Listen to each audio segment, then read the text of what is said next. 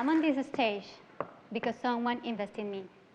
Someone invests wisely in my education. But I'm also here because I would like to share a secret with you. Because this is a secret, don't tell anybody. Who has a dream in this room? Raise your hand if you have a dream. Never, ever give up on your dreams.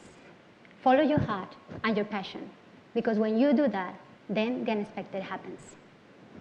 I'm Dr. Isabel Franco, and I come from Colombia, a developing resource country in Latin America. Colombia is one of the leading producers of natural resources in the world. We also produce one of the best coffee in the world, and evidence shows, I've held a PhD, so all my statements are based on rigorous research. Evidence shows that we produce beautiful women. Or haven't you heard about these beautiful women, Shakira, Sofia Vergara, the current Miss Universe, or Dr. Franco? Indeed, we produce beautiful women, but we all women in developing resource countries face a very ugly reality. At this moment, a woman from a developing resource country is choosing prostitution or any other illegal activity as a livelihood option. Why this is the case?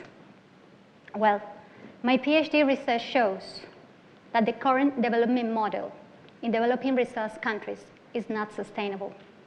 This is due through three main things. The first one, poor corporate social responsibility practices and poor governance arrangements, a male-dominated society, and intense conflict in these regions. My granddad was a coal train driver.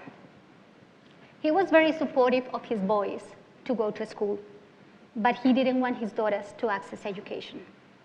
My grandma, an illiterate country woman, decided to start up a business to provide her daughters with quality education. My grandma was the first generation in carrying on a mission and rewriting the rules.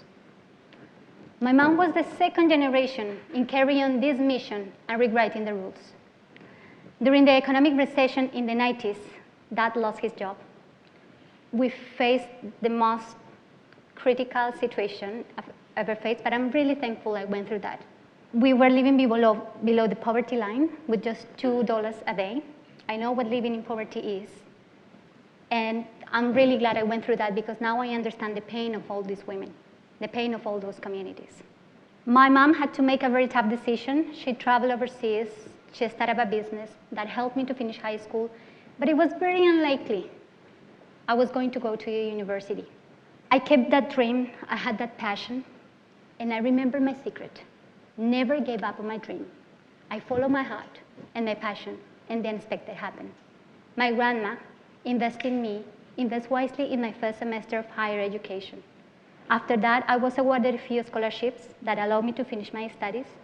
Having finished my degrees, I worked for the government. I got a position at the government. And this was the most rewarding and amazing experience ever because I was working with educators in poor regions of the country. You can imagine how starved these people are for education. But they are so trapped in poverty, so trapped in intense conflict that prevent them from accessing better opportunities. During that time, and I'm saying this a bit because it's very touching, what I'm going to say. When I was running a workshop with these educators, a man showed up in the classroom, and he asked me to leave the town within 30 minutes if I wanted to stay alive. For the first time, I witnessed firsthand the struggles of war, the struggles of conflict. While I was doing my PhD research, my field work, a woman approached me. And she asked me a few questions. And I would like you to ask those questions to yourselves. Why do you think there is conflict in the world? Why do you think there is violence in the world? What do you do when you have 5 children to feed and you don't have any money? You don't have any job. Worse than that, you don't have the right education to access a decent job. She asked me. She said, well, Isabel, many women in this town are choosing prostitution and any other illegal activity as a livelihood option to sustain themselves, to sustain their families and this whole region. At that very moment, I felt the calling, and I knew I had to rewrite the rules and carry on the mission for a third time. So what I did, I packed my dreams with the dreams of all these women. I came to Australia with my savings to do a master. Within 4 months of arriving to Australia, I ran out of money. I did all casual jobs that you can imagine. However, I just couldn't save the money to pay for my second semester. But I remember my secret. I followed my passion, I followed my heart, and I never gave up on my dream. And the unexpected happened. I came across angels. I came across people who believe in me, who believe in my work, who invest in me, who invest wisely in my education. I was awarded a highly competitive scholarship to do a PhD at this university. I graduated last year. Interestingly, my PhD research shows that stakeholders, companies, governments, and civil society organizations should invest wisely, should invest in the human capital of these women. Yesterday, Belinda Gates gave us a speech, and she said, when you invest in a woman, it produces a ripple effect. You are not only investing in a woman, you are investing in a family, in a household, in a whole community, in a whole region. But I knew that I had to move from theory to practice if I really wanted to create greater impact on these women. So I became an entrepreneur. Actually, I had the entrepreneurship gene in my blood because of my grandma and my mom. My first enterprise was at the age of 5 years old.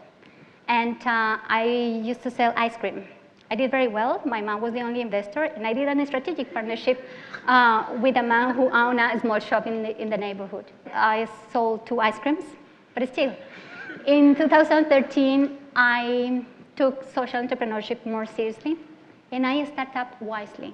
That stands for Women in Sustainable Enterprises and Livelihoods. When people ask me what I do in Wisely, well, it's very simple. I sell women. And when I say that, especially in a room full of men, they're a bit shocked. But it's true. I empower women. I empower particularly those women who want to take the lead in unconventional fields, like mining, like entrepreneurship, like engineering, ICT, government. Conversation I had with this gentleman, Steve Baxter from the Shark Tank, I asked him how many women he had mentored. And he was speechless. He said, none or one. He couldn't remember. More than ever, we need to empower women, especially those women from developing resource countries.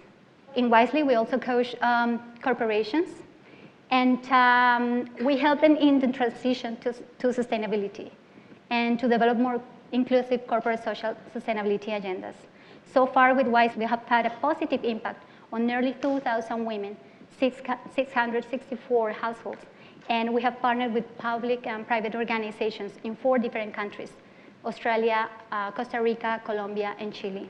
I invite you all to invest in women, invest wisely, and keep the secret for you. Never, ever give up on your dreams. Follow your passion and your heart, because when you do that, then the unexpected happens. Thank you.